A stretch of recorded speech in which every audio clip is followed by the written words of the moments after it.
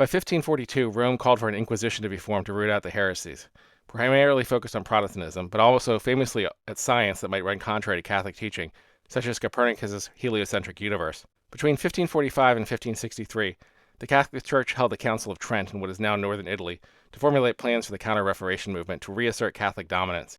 Italian Protestants tended to flee to other parts of Europe rather than being able to establish footholds with the Church being so powerful in the area, meaning Catholicism held firm in all of the Italian kingdoms and city-states.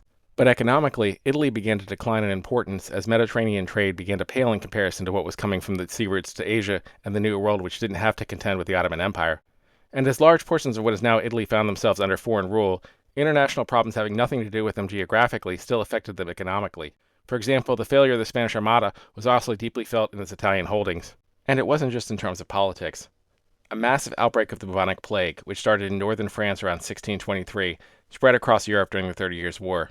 When the outbreak reached Italy between 1629 and 1631, it devastated many of its port cities, with cities losing between 10 and 60% of their total population over those 2 years. Southern Italy in particular became very poor and disconnected from the rest of Europe during this time. Who the foreign ruler might change from time to time, but practically little else changed other than where the taxes were sent. None of these foreign rulers particularly prioritized Italian interests.